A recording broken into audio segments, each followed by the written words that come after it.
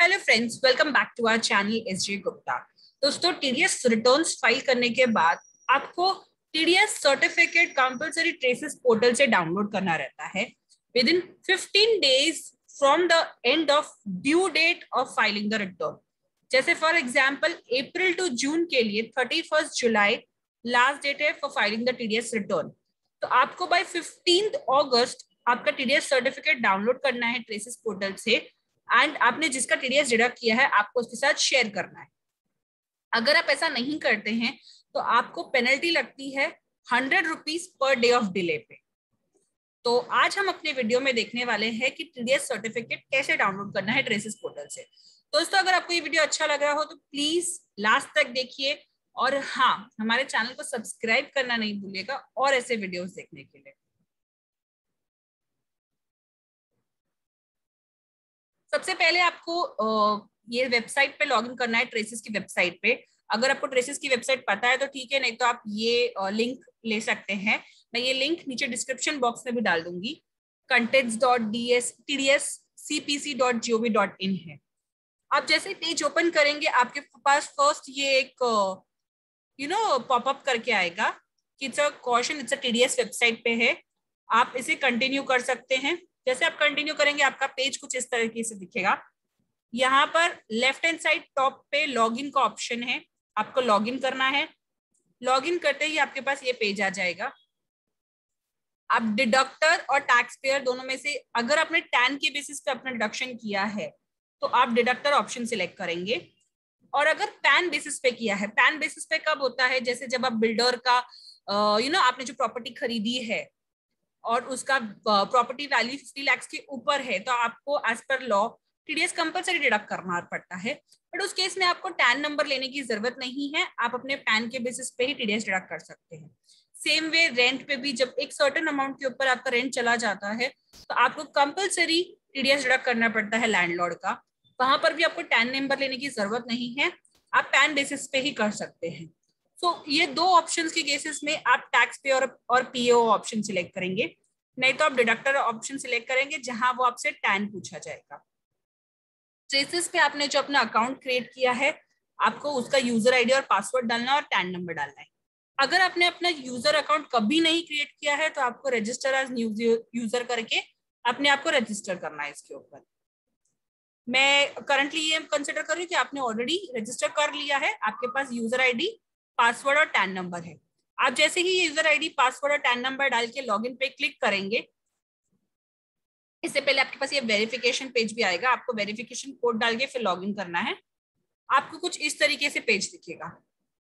ये ट्रेसेस पे आपका अकाउंट है जो आपके टैन नंबर के बेसिस पे क्रिएट किया गया है। आपको यहाँ डाउनलोड्स पे क्लिक करना है। आप डाउनलोड्स पे जैसे क्लिक करेंगे एक पॉपअप ओपन होगा जिसमें requested downloads, form 16, form 16A, transaction based report, challan status, ये सब चीजें दिखेंगी। अगर आपने ऑलरेडी डाउनलोड के लिए डाल दिया है रिक्वेस्ट तो आप रिक्वेस्टेड डाउनलोड्स में से देख सकते हो, और अगर नहीं तो आपको ये देखना है कि आपको कौन सा फॉर्म डाउनलोड करना है, फॉर्म 16 या फॉर्म 16A। फॉर्म 16 अगर आपने अपनी टीडीएस रिटर्न 24Q में फाइल किया यानी कि सैलरी टीडीएस रिटर्न है, आप फॉर्म 16 डाउनलोड करोगे। और अगर नॉन सैलरी है तो फॉर्म 16A। अगर आप फॉर्म 16A कंसिडर करते हैं तो आपके पास ये ऑप्शन आएगा जहां पर आपको search pan, financial year, quarter, form type और पैन नंबर डाला जाएगा। इसका मतलब क्या, आप डाउनलोड दो तरीके से कर सकते हैं। एक तो बल्क फाइलिंग, जो ये देखिए बल्क पैन डाउनलोड का ऑप्शन आ रहा है, या फिर आपको किसी के स्पेसिफिक पैन का ही सर्टिफिकेट डाउनलोड करना है तो आप सर्च पैन के बेसिस पे कर सकते हैं। आप एक बार एक से ज्यादा का कर सकते हैं। मतलब मान लीजिए अगर आपने इस बार रिटर्न फाइल की है एंड उसमें आपके 5 ऐसे वेंडर्स हैं जिनका रिटर्न आपको टीडीएस सर्टिफिकेट डाउनलोड करना है आउट ऑफ 7, तो आप वो 5 का पैन नंबर यहाँ डाल एक एक करके डालिए, ऐड कीजिए, वो यहाँ लिस्ट में दिखते जाएगा। जब आपके 5 ऐड हो जाएंगे आप वो कर सकते हैं। मान लीजिए अगर आपको एक साथ 7 डाउनलोड करने हैं तो आप बल्क पैन डाउनलोड के ऑप्शन पे जाएंगे। बल्क पैन डाउनलोड में आपको सिर्फ फाइनेंशियल ईयर सिलेक्ट करना है और ये आपका फॉर्म 16 का है। अगर आप फॉर्म 16 करते हैं तो इसमें सिर्फ आपका फाइनेंशियल ईयर और पैन सिलेक्ट किया जाएगा। फॉर्म 16A में क्वार्टर और फॉर्म टाइप भी पूछता है, लेकिन फॉर्म सिर्फ 16 में सिर्फ पैन नंबर पूछेगा, क्योंकि फॉर्म 16 आप क्वार्टरली बेसिस पे नहीं दे सकते। इन दैट केस आपको ईयरली बेसिस पे ही देना है फॉर्म 16। जब भी आप फॉर्म 16 डाउनलोड करोगे, आपको उसके साथ फॉर्म 16A और फॉर्म 16B भी डाउनलोड करना है। फॉर्म 16 जो होता है, जो ईयरली होता है, इन दैट केस आपको पूरा ईयर का एक साथ डाउनलोड करना है। वरस फॉर्म 16A जो होता है वो क्वार्टरली होता है, इसलिए क्वार्टर को ऑप्शंस दिए जाते हैं यहाँ पर। अगर आपको पैन बेस्ड यानी कि एक स्पेसिफिक पैन का ही करना है तो आपको फर्स्ट ऑप्शन सिलेक्ट करना है, और अगर आपको पूरे साल का सभी का करना है तो आप बल्क पैन डाउनलोड में जा सकते हैं। करंटली मैं फॉर्म 16A आपको डाउनलोड करके दिखा रही हूँ। यहाँ देखिए, अब टॉप पे आपको दिखेगा कि हम कौन सा फॉर्म डाउनलोड कर रहे हैं, जिससे आप आइडेंटिफाई कर सकते हैं कि आपने फॉर्म 16 डाउनलोड करने के लिए रखा है रिक्वेस्ट, या फॉर्म 16A। फाइनेंशियल ईयर मैंने सिलेक्ट किया 2021, क्वार्टर 2 और फॉर्म टाइप 26Q। यहाँ पर अगर मुझे स्पेसिफिक पैन के हिसाब से जाना तो मैं पैन डाल के यहाँ ऐड कर दूंगी। अगर मुझे स्पेसिफिक पैन बेस्ड नहीं जाना है, मुझे पूरे क्वार्टर का, यानी कि क्वार्टर में जितने भी मेरे TDS सर्टिफिकेट्स है irrespective of the number of vendors, मैं यहाँ बल्क पैन डाउनलोड पे जाऊंगी। बल्क पैन डाउनलोड में फाइनेंशियल ईयर, क्वार्टर और फॉर्म टाइप ये भर के मुझे गो पे क्लिक करना है। गो पे क्लिक करते ही यहाँ पर मेरे पास एक पॉपअप आएगा जिसमें आएगा details to be printed on form 16A। जब आप अपने आप को पहली बार रजिस्टर कर रहे हैं, वो आपसे पूछेगा कि name of the authorised person, उनका फादर का नाम क्या है, डिस्क्रिप्शन क्या है। ये बेसिकली जब आप फॉर्म 16A डाउनलोड करते हैं तो सर्टिफिकेट के एंड पे आता है कि कौन है जो इसे साइन कर रहा है। ये आप अगर कंपनीज के केस में डायरेक्टर्स हो सकते हैं, इंडिविजुअल्स के केस में प्रोप्राइटर खुद हो सकते हैं, या फिर ऑथराइज सिग्नेटरी हो सकते हैं, पार्टनरशिप फॉर्म के केस में पार्टनर्स हो सकते हैं। डिपेंडिंग आपने किसे ऑथराइज रखा है, आप उनका नाम, फादर्स नेम और डेजिग्नेशन सेट करेंगे at the time of registration, वही आपको यहाँ पर लिख कर आएगा। अगर वो प्रॉपर है तो आप सबमिट कर सकते हैं, और अगर उसमें आपको चेंज करना है तो आप प्रोफाइल पे जाके चेंज करके पहले उसे चेंज रिक्वेस्ट को एक्सेप्ट कराएंगे और फिर यहाँ पर प्रोसेस करेंगे। सबमिट करने के बाद वो मुझसे पूछेगा कि क्या मुझे डिजिटल सिग्नेचर सपोर्टेड KYC चाहिए या नॉर्मल KYC चाहिए। काफी लोगों के इश्यूज आ रहे हैं कि उनके डिजिटल सिग्नेचर ट्रेसिस पोर्टल पे नहीं चल रहे हैं, इसलिए मैं इस बार नॉर्मल KYC वैलिडेशन बता रही हूँ जो कि विदाउट डिजिटल सिग्नेचर है। मैं normal KYC validation without digital signature करके प्रोसीड करूंगी। यहाँ पर मुझसे एक ऑथेंटिकेशन कोड मांगा जाएगा। अगर मैंने ऑलरेडी कोई एप्लीकेशन फाइल की है इस पीरियड से लेकर तो मैं ऑथेंटिकेशन कोड सेम यूज कर सकती हूँ, बट अगर नहीं की है तो मुझे नीचे यहाँ से टैब्स भरने हैं। देखिए यहाँ क्या लिखा है, if you do not have authentication code please fill in the details below.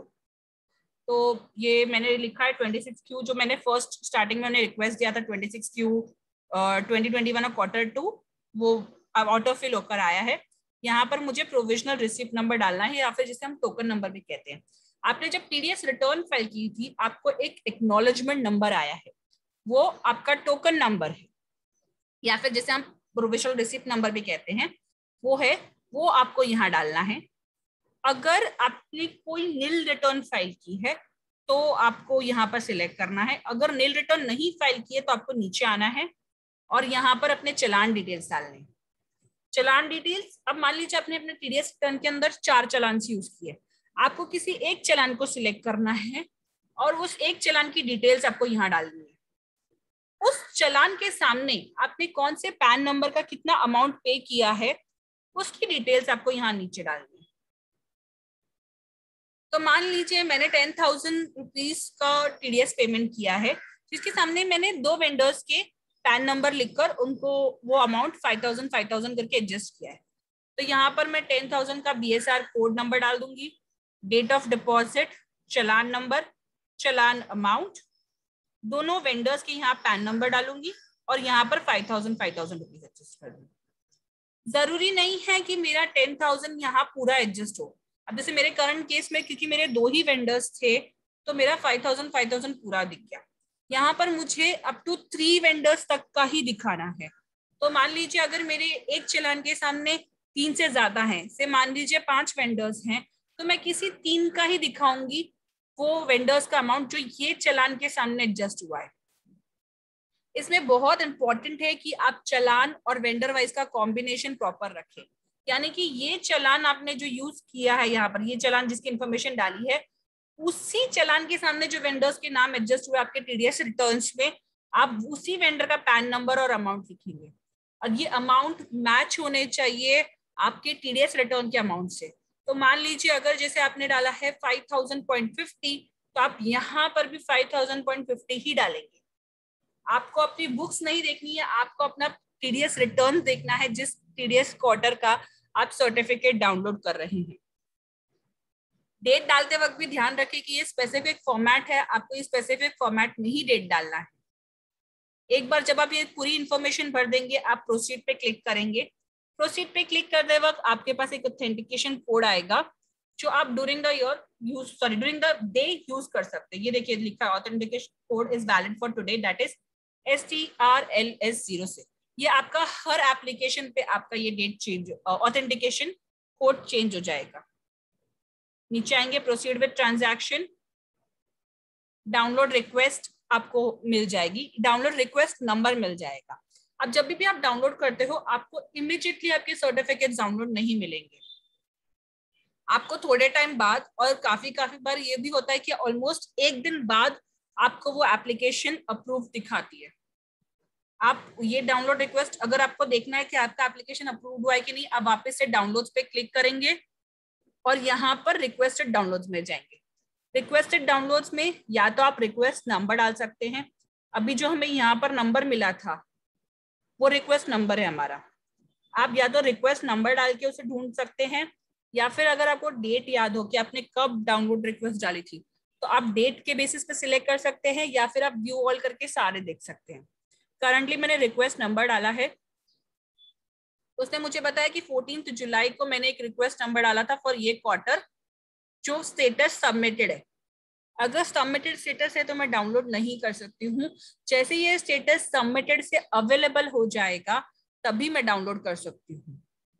सो अगर आपने एप्लीकेशन फाइल की है तो आप मैक्स टू मैक्स मतलब एक दिन में आपका ये टीडीएस सर्टिफिकेट डाउनलोड हो जाता है, यानी कि ये जो एप्लीकेशन स्टेटस है वो सबमिटेड से अवेलेबल आ जाता है। अब ये देखिए मैंने ये एक डेट वाइज का पहले जो एप्लीकेशन की थी 1 जुलाई से 15 जुलाई की, वो मेरा ऑलरेडी अवेलेबल स्टेटस पे आ गया। जब अवेलेबल स्टेटस पे आ चुका है तो मतलब अब आप डाउनलोड कर सकते हैं अपने टीडीएस सर्टिफिकेट। आपको वो एप्लीकेशन रो पे सिलेक्ट करना है जो आपको टीडीएस सर्टिफिकेट डाउनलोड, जैसे अभी फिलहाल मैंने क्वार्टर 1 पे सिलेक्ट किया हुआ है। क्वार्टर 1 पे सिलेक्ट करके मुझे HTTP डाउनलोड पे क्लिक करना है, तो इससे मेरे क्वार्टर 1 के जो सर्टिफिकेट्स हैं वो डाउनलोड हो जाएंगे। अब जब आप डाउनलोड करते हो जो वो सर्टिफिकेट्स होता है वो फाइल, क्योंकि आपने बल्क पैन बेसिस पे की है, एक जिप फाइल अलग ही तरीके की आती है जिसको आपको सॉफ्टवेयर में रन करके उसको PDF में कन्वर्ट करना है। अगर आप यही पेज पे देखेंगे तो एक यूटिलिटी का यहाँ पर साइन है, click here to download the utility. This utility is required कि जो वो विनजिप आपकी जो फाइल डाउनलोड हुई है उसको ओपन करके उसके सर्टिफिकेट्स वो PDF में कन्वर्ट करके आपको दे। इसमें हमारा जो नॉर्मल विनजिप RAR सॉफ्टवेयर है वो नहीं चलेगा, हमें ये सॉफ्टवेयर डाउनलोड करना पड़ेगा और उसे रन करना पड़ेगा। जब मैं क्लिक हियर टू डाउनलोड करूंगी मेरे पास ये ऑप्शन आएगा वेरिफिकेशन कोड भरने का, मुझे वेरिफिकेशन कोड भर के सबमिट करना है। एंड फिर ये देखिए डाउनलोड ट्रेसेस यूटिलिटी आ गया है, जिसमें अगर आप फॉर्म 16 का पार्ट A या फिर 16A कर रहे हो तो आपको ये करना है। अगर आप सैलरी रिटर्न दे रहे हैं तो आपको पार्ट B भी डाउनलोड करना पड़ेगा, क्योंकि पार्ट अगर सैलरी रिटर्न है तो आपको form 16A plus form 16B ये तीनों चीजें आपको सामने वाले को देनी है, यानी कि आपके एम्प्लॉय को। अगर जस्टिफिकेशन रिपोर्ट आपने डाउनलोड की है तो उसको रन करने के लिए आपको ये और यूटिलिटी डाउनलोड करनी है। सो डिपेंडिंग आप कौन सा टीडीएस सर्टिफिकेट या यूटिलिटी रिपोर्ट डाउनलोड कर रहे हैं, आपको उसके बेसिस पे यूटिलिटी डाउनलोड करनी है और उसे रन करनी है। वो डाउनलोड करने के बाद कुछ इस तरह से दिखेगी, ट्रेसेस PDF कन्वर्टर 1.5। ये एक जावा यूटिलिटी है, तो आपको इंश्योर करना है कि आपके सिस्टम में वो जावा रन होता हो।